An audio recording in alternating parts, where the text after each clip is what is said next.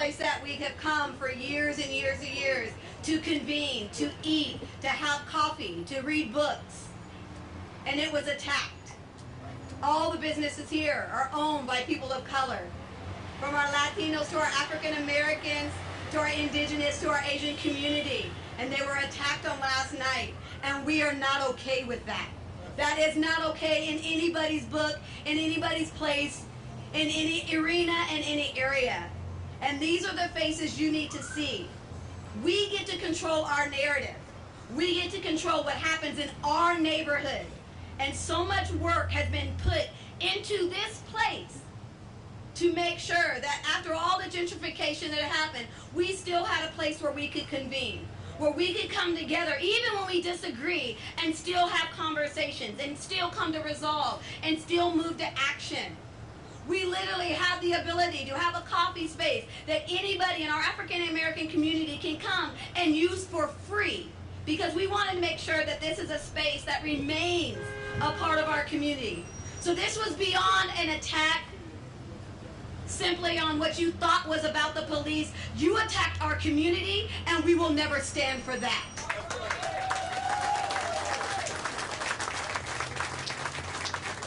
And I will say this just as strong and just as vocal. All I can imagine is my husband or my son or a friend or a relative being locked in a place, boarded up, and then set on fire and have nowhere to go. That is never okay. That's terrorism, period. That has nothing to do with Black Lives Matter. That has nothing to do with the police reform and movement. That is something that is not our voice and not what we stand for. And you did not come just to hear from me, but you came to hear from our community. And so I'm going to move out of the way, and we're going to have one of our residents of our community, Ms. Carolyn Leonard, come and speak.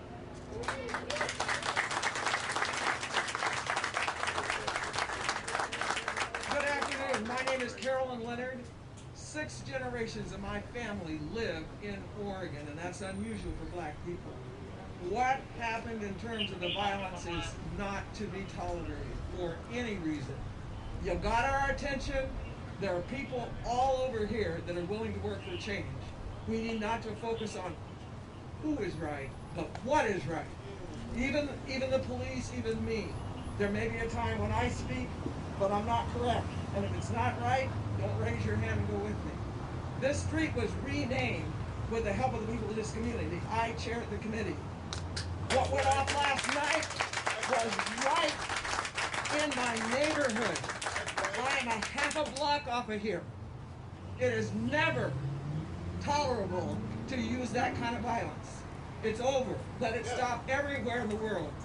Initiatives of Change is an international organization that works on race and all the problems that we're dealing with. Oregon has groups that work on it. We need to stop the violence and move to action. That's right. And there are many things we can do. There are all kinds of people out of here of every race and every culture who can sit down and we can talk. We must build trust. And for those of you who don't know the history of Oregon, I would suggest that we get the book Trust Building. For more than 50 years, good Oregonians have worked toward peace and justice and reconciliation. I will not stand by and let anybody tear down what we're building. Say that, Carol. I will never do that. And there will be times when we'll disagree. But if you prove to me you're right, I'm on your team. We must listen and we must respond with integrity. If it's our best friend and they're wrong, we need to let them know you're wrong. But for people who don't know about the movement, learn. I'm going to give a list of things that I've done. I have traveled around the world. I've met with presidents of nations in an effort to reconcile our differences. I didn't go to South Africa, but I followed it very closely. And there are models that we can get, and we can move toward building an inclusive community. This movement is not about tearing anybody down. That's right. It's about us coming together as one humanity and working together. That's and when right. we're wrong, standing up and saying, I'm wrong, and asking for forgiveness. That's right. So I say, let this be the last day that any of us does anything violent in the name of justice and peace. They don't fit in the same sentence. I thank you, and I ask all of you to join us in keeping our community and building it, not tearing it down. Thank you, Calvin. Thank you so much. We appreciate your words. And now another icon within our community, Mr. Tony Hobson.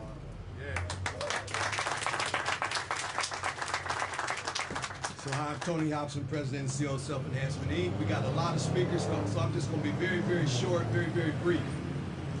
What I would say is that we should not get distracted.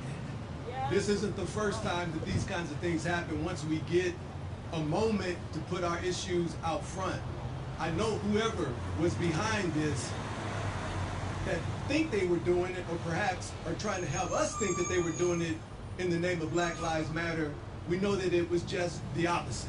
Not only is it not about Black Lives Matter, it's against Black Lives Matter. And that's what we have to understand, that don't allow ourselves to get distracted. I'm almost upset that we even hear and have to put this kind of attention on them. That to a degree gives them just a little bit of play right now today, because we're talking about them instead of talking about a movement that we are trying to put together in behalf of Black people and unifying all of us. So we just say this. I want to just give a shout out to all our young people that are out there on the front line every day pushing the envelope on this issue. It is a beautiful, beautiful thing for those of us who have been in this fight for not 10, not 20, not 30, but for 40 years. Many of us in this town have been in this fight. So to see our young people stand up with courage, putting themselves on the line for this fight, is exactly what needs to happen. And let me just also give a shout out to all my white brothers and sisters for also showing up. We are glad you are in the front lines with us, because it's that effort along with our effort that's going to make the difference. And let me just close by just saying one more time, do not be distracted. Keep our eye on the ball. And the ball is about Black Lives Matter and changing the condition that we're in. It is not about chasing a few fools who create violence that we saw here last night. Thank you.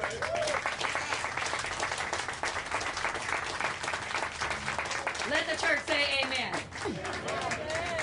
Now we have Ernesto Fonseca from Hacienda. Thank you, everyone, and thank you for letting me speak in support of our brothers and sisters in the Black community. I have to say that, for centuries, the brown, Black, Asian, Native American communities have suffered a lot of violence. That is not what we want for anyone, including our white and brothers and sisters. We don't want any of that. We don't support that type of violence or that type of response to anything that we're trying to promote. A few weeks ago, George Floyd brought a lot of attention again to the Black Lives Matter movement. That movement is about peace. It's about coming together. It's about systemic change, not making our communities worse than what they are currently. We are not about destruction. We're about coming together, leading with love and peace. When Mahatma Gandhi, if anybody has seen that movie, stood together with many of his comrades, he said, you can break my bones, but you will never break my spirit. But I won't retaliate back with violence. And we today stand for exactly the same principle. We want to rebuild this community together with love and with justice, not with destruction of this kind. Hacienda CDC and the rest of the Latino community stands together with the Latino community as well as with the Black community for peace and love. Thank you all. Thank you. Now we have Carolina Castañeda from Hacienda. She's also a member of the Latino Advisory Committee for the Portland Police. Thank you. Yes, I am here too to represent Hacienda, the Latino community.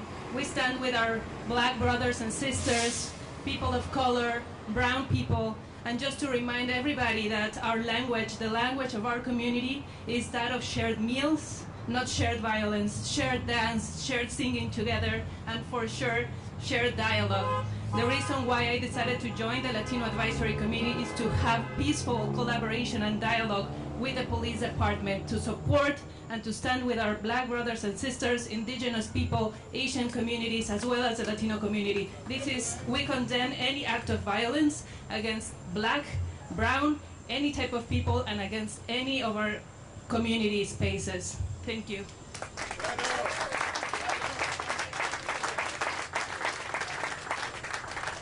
Next we have our new Chief of Police, Chuck Lavelle. Thank you, Nike. I'm not going to say too much. I know there's some very powerful community voices here that I want to be heard. And the acts that took place here last night are not only reprehensible, but they're evil. That's right. Barricading a building and setting fire to it with people inside. And I'll remind you, the key word there is people. Whether it's here, whether it's at the Justice Center, there are people inside these buildings that we're trying to protect. And the acts that have been going on throughout this city while regular Portlanders are asleep is reprehensible, and it needs to stop, and stop today. That's right.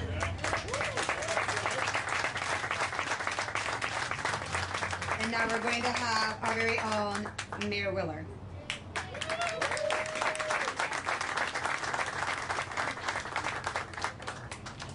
Thank you very much. I'm honored to stand here with leaders and community members from the Black community, the BIPOC community, to join them in denouncing the violence that took place here last night. I've said from day one that I'll stand with those who are grieving, those who are seeking justice, those who are working to end racial inequities, not just in our city, but all around the country. I have said from day one, I stand with you. And within the city, we're not just listening, but we're also taking concrete action. This is a transformative time, and that transformation is taking place each and every day. That's right. But what happened here last night, with doors being nailed shut, barred shut, with fires being set to the outside of the building with people inside, that is not transformation. What happened here isn't helping to bring about any meaningful change, reform, or an end to the historic racism that all of us are joined together in seeking to eliminate.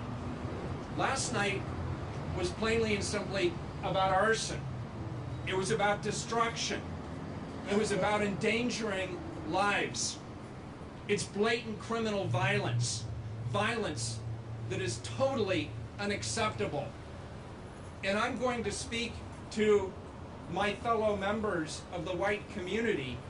If you were here last night and you participated in what happened here, I hope when you see this community standing together and standing strong, you come to the acknowledgement that you have made a horrible, horrendous miscalculation. You have distracted from the importance of this nationwide movement that seeks justice. That's right. And racial equity for Black people in America. That's right. And you have distracted from that movement. It was an attack on our community, and more specifically, it was an attack on the African American community here in Portland. That's right. The space behind me has historical significance for our Black community. Every business in this building is owned by an entrepreneur of color. Every business in this building. It's a gathering space for our community, and it's a place that over the years has allowed the community to come and preserve important community values and to share perspectives and ideas. What happened here last night, I've said it before and I'll say it again today, as the mayor of this city. It is unacceptable. It will not be tolerated.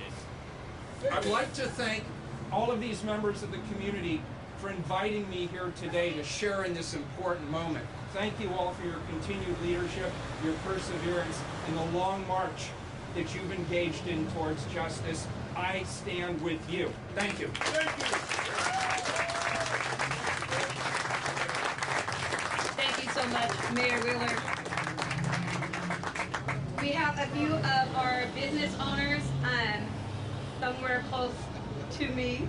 Is Jamal still here from Champions? And do we still have Joe from Mid-K around if someone can wave them this way? Jamal's going to talk, and we're asking Joe to come and stand. Here are literally our business owners that are impacted by this directly, and so we want to make sure they have space. All right, appreciate it. Don't have a whole lot to say, but just want to put it out there, man. If anybody is not sure what community looks like, this is an opportunity for you to see exactly what community looks like, what community sounds like. I appreciate all the leaders that are here. You guys are examples for people like myself. You guys have showed us what the fight looks like, have showed us what leadership looks like, and I appreciate that to the utmost. And anybody that's confused about what this Northeast community is all about, it's about that leadership. It's about building. It's about coming together for a common cause. And so I'm with us. My brand is Champions, and Champions about those that fight for a cause, right? Those that come together to build and to grow.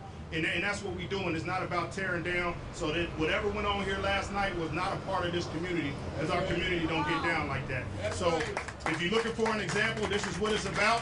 If you want to follow suit and be a part of this community, this is how you gotta roll. So that's all I gotta put out there. And thanks for giving me the opportunity.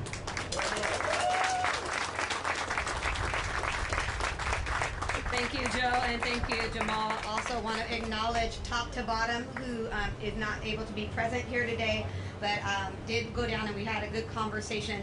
And again, when we're looking at our communities of color, Latinos, our Asians, our African Americans, our indigenous, so many were impacted last night and not represented, but we need them to be able to feel safe, to be able to have this space, to have that voice and not get hijacked by, as Tony Hobson said, a distraction. So at this time, we're going to invite Pastor Hennessy and then Pastor Holt.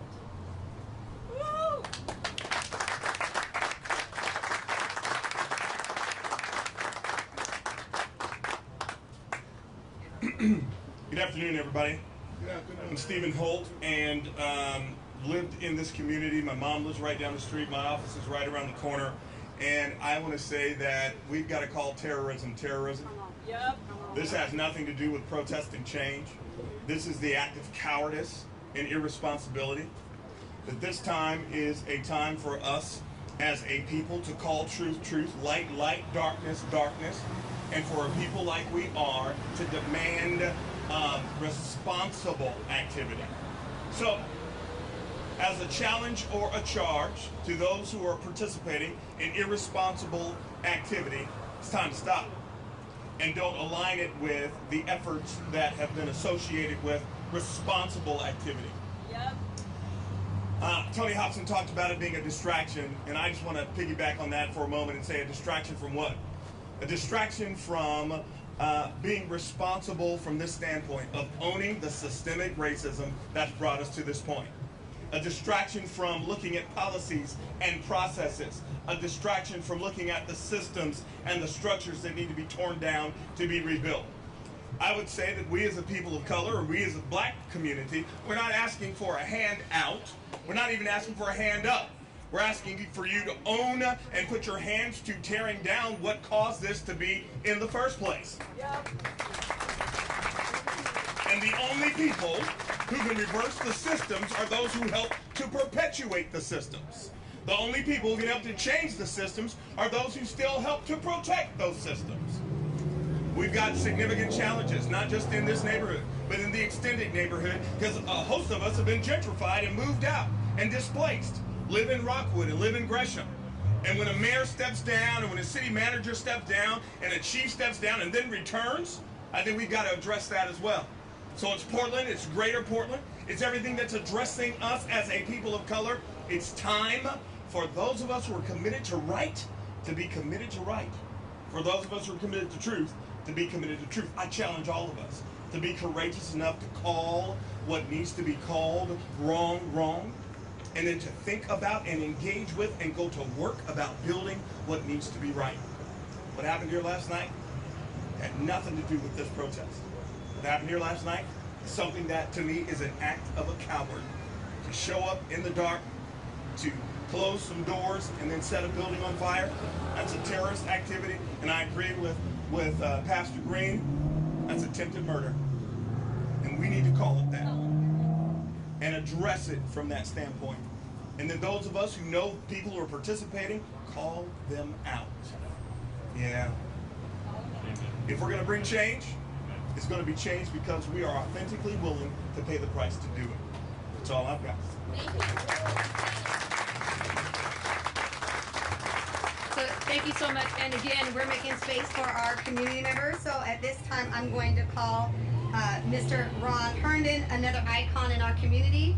And then following him, an amazing woman that I am so glad to be able to call friend will be Mrs. Kim.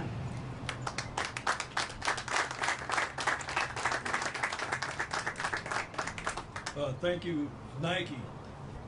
When I found out about what happened here last night, it reminded me of all the discussion that's been going on the last week about Black Wall Street in Tulsa.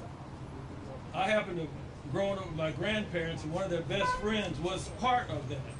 He was one of those black men, if you ever see those pictures or a photo of all those black men being taken to the fairground, he was one of those. I heard about that when I was a little kid. So when I hear about somebody burning something down, I think about that as an act that's always been used against black people.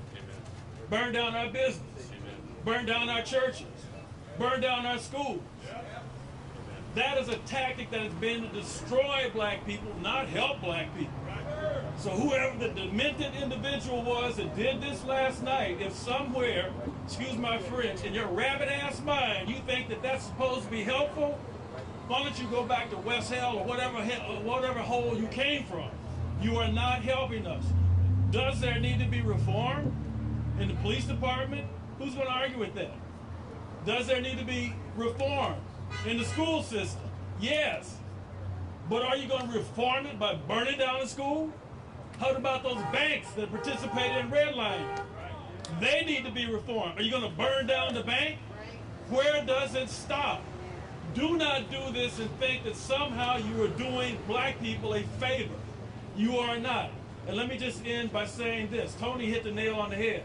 This is a distraction. But guess what? We've been through this before. We've seen the burning before. That has never stopped us, and this will not stop us either. Thank you very much.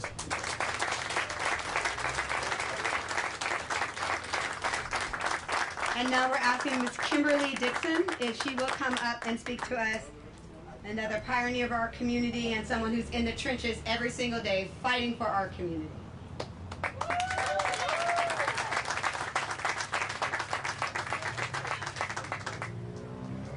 I hope we're disturbed. I hope that collectively you can feel. For those of us who continue to enunciate, this is unprecedented.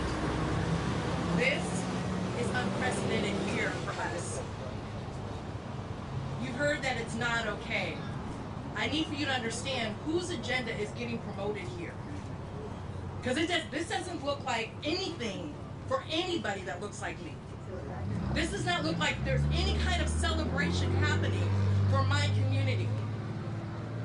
And if you allow those that you know to continue to promote things like this and hijack, we've heard distracted, thank you Mr. Hobson, distracted, but literally trying to hijack the positive movement of unshackling.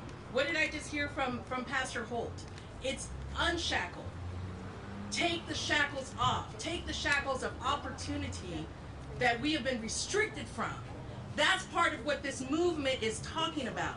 And you want to come in here and do damage in our community? Come on, Kim. You are some kind of special. You are some kind of special. You don't represent us. That's right. Here's what you can do. In the last 2 weeks, I have been on 2 homicides, standing with families for over 5 hours. You want to get engaged? Come stand out here. We're accepting applications at the crisis response team. We can give you a jacket and some training to get yourself involved. Do that. Come mentor some youth. do that. Don't do this no more, because it will not be tolerated at all.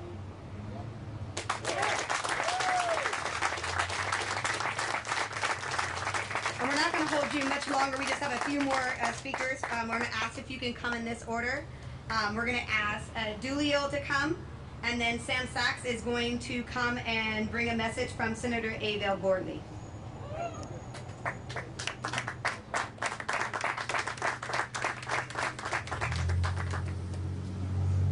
I didn't know I was going to talk to just a few minutes ago. I was asked to speak. I have a lot of emotion around this, and so I don't know how it'll come out. But first I wanted to say, let you know who I am. I'm Sergeant Kenneth Dulio. I was part of the gun violence reduction team. I'm a member of the community for the past 25 plus years. I've raised my family in Portland for that whole time. I'm engaged in the community. I've been a high school football coach for the last 20 plus years. This, I want everyone to know, for officers, this is painful.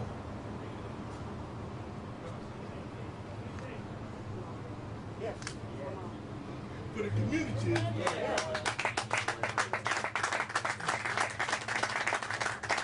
It's tearing them up inside, and not just the white officers. For the black officers, the forgotten is probably twice as hard. They have families that aren't speaking to them, etc. The reason it's painful is officers in the city of Portland truly, deeply care. Officers would risk their life for anybody in any situation of any race. And to see the division that's happened is hurtful, and the attack on officers. Officers are for change. We're against what happened in Minneapolis. We're against police brutality. We're against division amongst races. And we're against the violence. And this show of support here by the community, I think, means a ton to officers. It really does. This is what we've been asking. We hear that, yeah, the community still supports you, but we haven't felt it for the last several weeks. It's been really hard.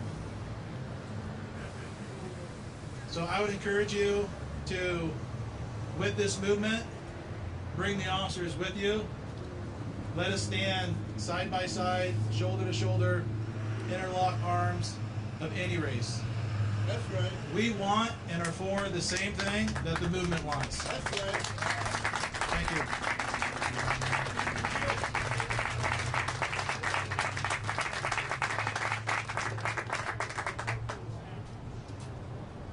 Good afternoon. My name is Sam Sachs. I am a lifelong Portlander. I was born here in 1968. My family's been here since the 1940s. I'm the founder of the No Hate Zone nonprofit focused on ending hate, racism in our community through education, community engagement, and advocacy. I also have the distinct pleasure and honor of being a dear friend to Avell, Senator Avell Louise Gordley. She's been a mentor, she's been a friend, and over the last 11 years we check in and talk quite frequently. About 2-3 days ago, she called me and asked me to reach out to people in our community to stop the violence. Her concern is the trauma that is being inflicted on the community, the Black and brown indigenous community, but also the trauma that is being inflicted on police officers and their families and their relatives. She says that the violence does not stand for the violence that is being perpetrated, whether it's tear gas, whether it's rubber bullets, is not what she stands for. The violence against this place, the Justice Center, is not what she stands for. She is very disheartened to see what happened last night next to a street named after Martin Luther King Jr., a man who was for peace. Her message to everyone out there, to the community, to the police, to the people that came here and desecrated this holy ground and brought damage to this place. Stop. Please, stop the violence. If you can't stop, take a pause. Take a time out. Give people an opportunity to heal, to deal with the trauma. If you know Senator Ava Louise Gordley, you know that the most important thing to her is dealing with our mental health and with our trauma. The black people in this community have been dealing with trauma for hundreds of years, for decades. This is not going to end overnight. If you really care about moving forward, stop the violence and give people the time to heal. If you really care about black and brown communities, when this is done, come back down here and fix what you broke. The message from Ava Louise Gordley is to stop the violence. She asks you, she begs you to pause and give people, community members and police officers, an opportunity to deal with the trauma and to heal and come together so we can move forward as a community. Now, a message from me. I've been coming here for 11 years or more with these individuals over here, the Youth Violence Prevention Program with Antoinette, with the Portland Police, to bring people together for peace and unity, for hope and for healing. How dare you come down to the place that we have been coming for years to try to do that, to try to bring peace, to try to bring hope, to try to deal with the trauma. How dare you come down here on Martin Luther King Jr. Avenue in an area that has predominantly been black for decades, has been gentrified and pushed out. And now you want to come back down here for your cause and say that your message is this is your message? Come on. It's about you. It ain't about black people. It ain't about justice. It ain't about hope. It ain't about peace. And it's not about trauma or helping people to deal with the trauma. How dare you come down here? Stop. This is not a challenge to you, so please don't take that as a challenge. I neither condone or condemn. I understand what is happening in our community. And I applaud the young people that are marching in the streets. Continue to march. Continue to fight for justice. But violence is not the answer. And I'll end with where I started, the no-hate zone. As a Jewish male growing up in this society, I faced anti-Semitism, and I used violence to deal with it when I was younger. The no-hate zone is about trying to find other ways to deal with the trauma and the pain that we have, and violence is not the answer. Please, if you don't listen to me, listen to Senator Ava Louise Gordley, an elder, a mentor, someone who's been in this community for decades. Stop the violence. Thank you. And we can't continue to hold you out in the sun forever. So our last two speakers are going to be Lionel, and then we're going to have Pastor Hennessy close us out.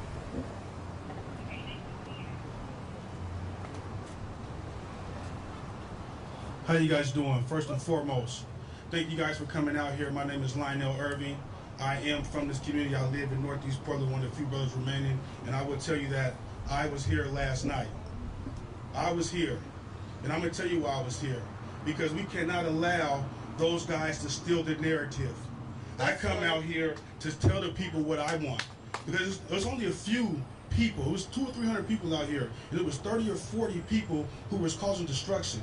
So the other 260 people, they wanted to know how could they help. So I challenge the brothers in this community to come out to these protests. They can't give you a microphone fast enough because they want to hear what you got to say. But you got to come up here and be on the front line. Don't allow them to speak for us and to give our demands. We got to come out here. We have to stand up. And so these guys that's doing this stuff, I asked this dude. I said, man, why'd you do that? That's me and Kay. I know that's a good place. I know that place. He said, I'm doing that for you. I said, there's no way you could be doing that for me. You are a misrepresentation of the move, and you are stalling the progress that can be made. That's right. So if you want to come into this movement, if you want to really tackle systemic racism, you got to come in the name of love. You can't oppress the oppressor. That ain't gonna never work. You gotta come with a different tactic, and it starts with our community. We have to stand up. I've been downtown. I got my pregnant lady out there with me downtown running around because I got a baby protester in her, right? So I've been downtown, and I've been around. But I've been seeing 90% of the crowd is white people. And I love them for coming out there. I thank them all the time for coming out there. But I challenge the brothers and the people of this community to come out there and stand with them and let your voice be heard. Don't let them represent you. Don't let them steal the narrative, stand in the name of love, and come out here and correct this stuff. Don't let them tear our neighborhood down. And then, because when they get mad, when the police get mad, they beat this stuff up, they're not going to be mad. They're going to say, this is the Black Lives Matter movement did this. They're going to put a tag on us. I know it ain't, but that's what the few people, the bad apples, are going to point at. Oh, look what they're doing, they're rioting, they're stealing. We got to come out here and stop that. We got to police to protest because it's for the people. We said we don't want police reform. If the police are going to reform, then we have to step up and take some of the slack that they're going to let off. And that's as simple as that, man. So I challenge you brothers that know me in this community. I'm born and raised in here. And I've been on both sides of the law, in prison, and now I'm a productive citizen. You come out here and you stand with these people in the name of love. Thank you for having me.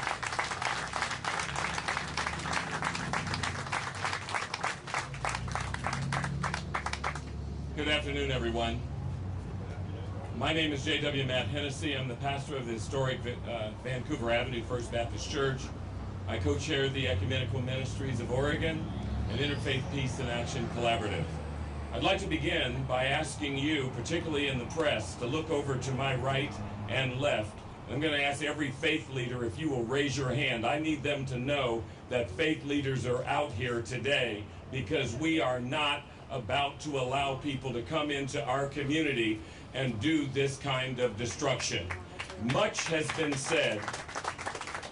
Much has already been said, and I'm grateful that Pastor Nike was able to find Sister Carolyn, because when I moved to this city, this street was changing from Union Avenue to Martin Luther King. That's right. And I'm here to tell you that I recall all of the comments that were made against this street being named that. Among them were the fact that it was economically deprived. We have worked hard over these 30-some years to invest economically in this street, and we care very deeply about this street and about why we are standing where we are. I want this police chief to know that we support him.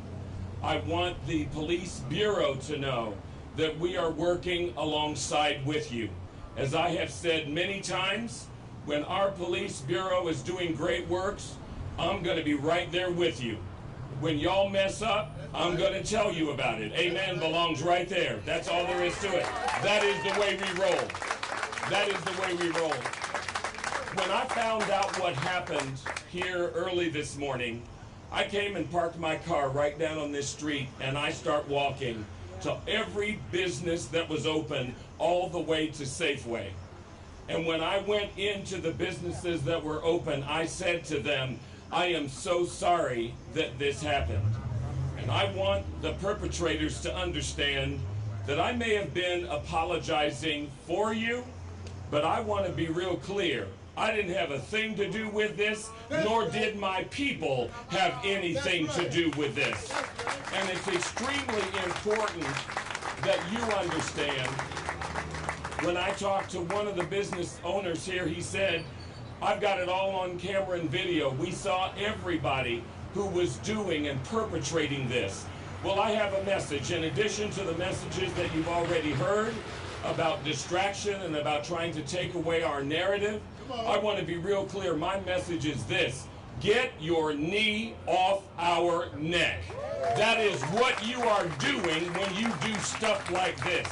Get your knee off our neck. If I were to walk in your neighborhood, because 95% of you are white, just showing up would cause calls to the police bureau. I don't have to set anything on fire. All we have to do is show up. And you think you've got the privilege to come into our community and start knocking out windows and doors. You've got something totally messed up. Because you see, the reason why we keep this neighborhood safe, the reason why we keep showing up is because we know about all the mamas, the big mamas and big daddies that did everything they could to make sure that we have an opportunity to have what we have today. And we're not going to let you take that away from us. It's important that you know, as I walked up and down the street, it's important that you know that I saw your graffiti. And I've got news for you. We may use some of those words privately, but they are never public. And I want you to recognize that we don't appreciate you using curse words in your graffiti. But I've got something for you, because some of you asked the question, are you with us?